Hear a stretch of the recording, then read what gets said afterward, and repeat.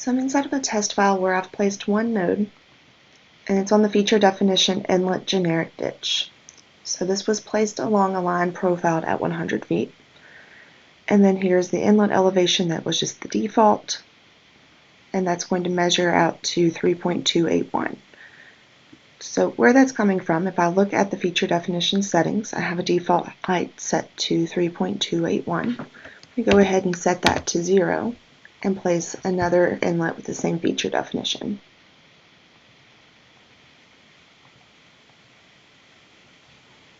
So this one is going to be slightly shorter, measuring at 2.921. So where does this come from?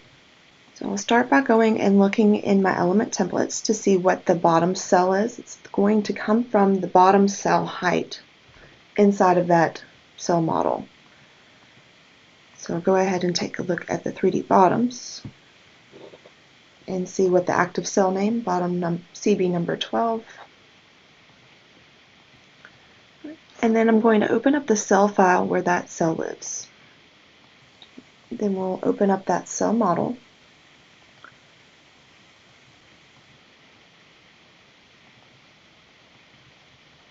Alright, so I'll go ahead and bring in the top just as a reference. And then I'm going to grab a measurement from the top elevation point to the bottom elevation point. And that's 2.921, which is what the second box that I placed in the test file measured out to be. Alright, so what that means is we have a default height that's set in the properties of the feature definition. But if the cell is shorter than that value, then the cell is always going to rule on that. So we'll detach the top, and then I'm going to shorten this box. Okay, so to do so, I'm going to place a smart line from the invert elevation point, and I'll make that 0.25.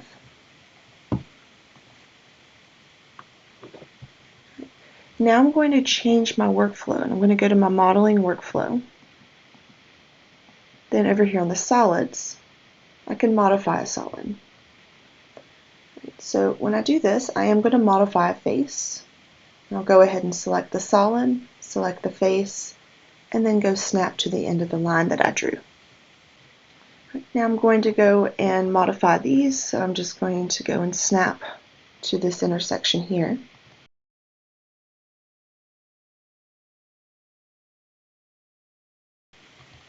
Alright, now last step, I'm going to go and select the entire cell, and I'll go ahead and move that up back to 0, 0, and delete out the scratch line that I placed in earlier. Right, now I'll go ahead and save. I do have to close and reopen. Okay, so now I'm back in my test file. I'm going to open up the element templates dialog again. And then I'm going to switch out the cell for the one that's modified that I have added. And also, as a reminder, here are the settings for the feature definition, where I have the default height set to 0. And I'm going to go ahead and place the same feature definition. So we'll see the box is much shorter, where it's going to measure whatever this height is plus the 0.25. Alright, now let's do this one more time. I'm going to set the minimum height here to be 5 feet. And then we'll go ahead and place this feature definition one more time.